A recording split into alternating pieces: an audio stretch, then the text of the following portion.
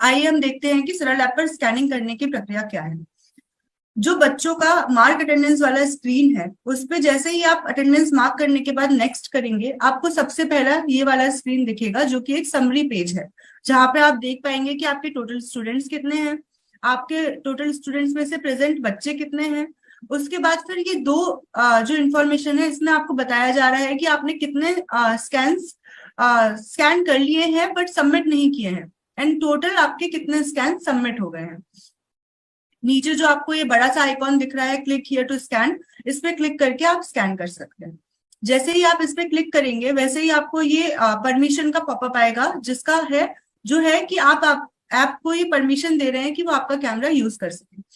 तो आप यहाँ पर इसमें वाइल यूजिंग द ऐप वाला जो ऑप्शन है, उसको क्लिक करके कैमरे को परमिशन दीजिए। जैसे ही आप कैमरे को परमिशन देंगे, आपका कैमरा ओपन होगा। आप ओएमआर शीट के ऊपर कैमरे को रखें, और जैसा कि आपको दिख रहा है इस इमेज में, और इमेज को कैप्चर करें।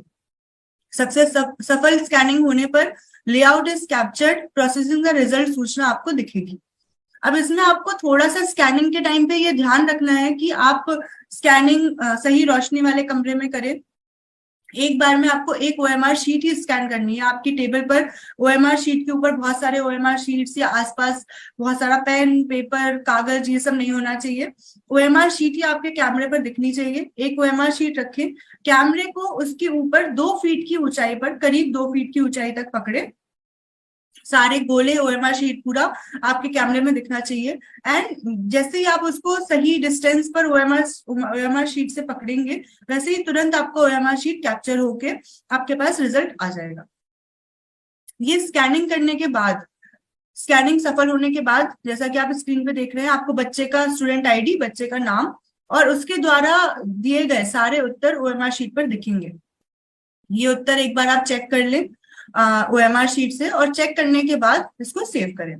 अगर वैसे हमारे ऐप का एक्यूरेसी अब हमने बहुत ज्यादा इंप्रूव कर दिया है, बट स्टिल अगर कोई दिक्कत आती है, स्टूडेंट आईडी में कोई नंबर अगर आपने गलत पढ़ लिया है या कोई उत्तर गलत पढ़ लिया है, तो आप इसको मैनुअली एडिट कर सकते हैं। ये करने के बाद आप इसको सेव करिए। सेव करने के बाद आप यहाँ से, यहाँ पे जो आपका फिर से समरी स्क्रीन पर वापस आ जाएंगे। सक्सेसफुल स्कैन होने के बाद आप रिव्यू स्कैन बटन से स्कैन किया हुआ डेटा फिर से दोबारा देख सकते हैं।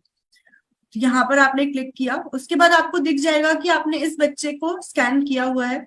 अपलोडेड डेटा देखने के लिए आप रिव्यू बटन पर क्लिक करें। रिव्यू बटन पर क्लिक करने के बाद आपको अपलोडेड डेटा दिखेगा। अपलोडेड डेटा देखने के बाद, संतुष्ट होने के बाद, आप उस सबमिट ऑल बटन से उसको सबमिट कर सकते हैं। अब इसमें मैं आपको ये बताना चाहती हूँ कि जब आप कोई भी ओएमआर शीट स्कैन करते हैं, तो वो ओएमआर शीट स्कैन होने के बाद आपके लोकल डिवाइस मेमोरी में सेव होता है।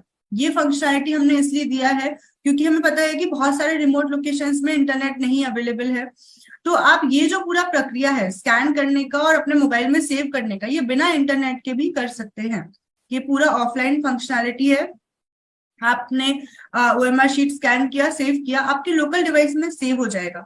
जब तक आपके लोकल डिवाइस में ओएमआर शीट है, तब तक आप रिव्यू स्कैन पर जाकर वो ओएमआर शीट देख सकते हैं।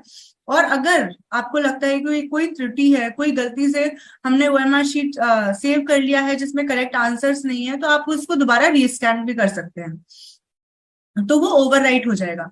बट सबमिट ऑल स्कैन्स करने के लिए आपके पास इंटरनेट अवेलेबिलिटी होना जरूरी है। सबमिट ऑल स्कैन्स करने का मतलब है कि आप आपके मोबाइल में जितने भी स्कैन्स हैं उसको बैकएंड पर पुश कर रहे हैं। फिर वो आपके मोबाइल से जाकर स्टेट का जो बैकएंड है, वहां पर वो सारे ओएमआर शीट का डेटा चला जाएगा।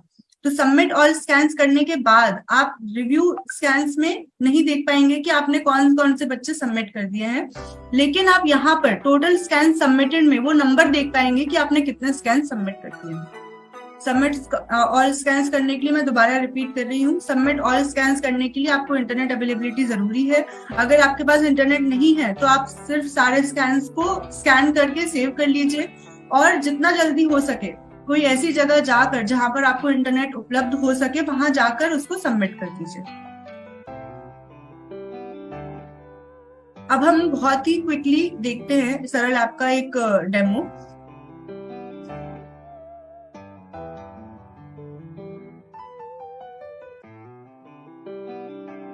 जैसा कि आप देख पा रहे हैं, असेसमेंट सिलेक्ट किया हमने, उसके बाद हमने क्लास सिलेक्ट किया, क्लास सिलेक्ट करने के बाद सब्जेक्ट सिलेक्ट करके नेक्स्ट किया। ये आपको आपके बच्चों की सूची दिख गई। यहीं पर आपको आपका डेटा चेक करना है। एब्सेंट प्रेजेंट मार्क करने के बाद आपने क्लिक स्कैन किया कि हमारा OMR शीट है। क्लिक स्कैन करने के बाद ये आपका OMR शीट स्कैन हो गया। स्कैन होने के बाद आपको दिखेगा कि आपके कौन से आंसर्स है। जैसे कि आप यहाँ पर देख पा रहे हैं, यहाँ पर उसने एक नंबर गलत स्कैन किया है, जो कि 1 स्कैन किया गया है, बट OMR शीट पर 7 नंबर लिखा हुआ था। तो जैसे ही आप उसको करेक्ट करेंगे, आपके बच्चे का नाम आ जाएगा। उसके बाद फिर आप आपके ऑप्शंस एक बार चेक करें और उसको सेव करें। सेव करने के बाद आप उसको रिव्यू बटन से रिव्यू कर सकते हैं। रिव्यू करने के बाद सबमिट ऑल स्कैन पर क्लिक कर उसको सबमिट करें। ये हमारा एंटायर प्रोसेस है सरल ऐप के थ्रू असेसमेंट करवाने का। ठीक है। सरल ऐप के इस्तेमाल के मैं एक बार मुख्य बिंदु एक बार आपको बता देती हूँ। सभी का आकलन करने के उपरांत सरल ऐप के माध्यम से स्कैनिंग करना बहुत ही जरूरी है। अदरवाइज वो डेटा आपका कैप्चर नहीं होगा, स्टेट के पास नहीं आएगा, रिजल्ट वैल्यूएशन नहीं हो पाएगा। स्कैन करते समय यदि डेटा में कोई त्रुटि है तो उसे स्वयं ठीक करें, गलत डेटा सबमिट ना करें। 15 OMR शीट स्कैन करने के उपरांत सारा डेटा सबमिट बटन के माध्यम से सबमिट करें। ये डेटा लॉस ना होने के लिए ये बस एक एडवाइजरी है कि आप 15-20 OMR शीट स्कैन करें और स्कैन करने के बाद उसको सबमिट कर दें। उसके बाद फिर अगर आपके कोई बचे हुए OMR शीट है तो उनको दोबारा स्कैन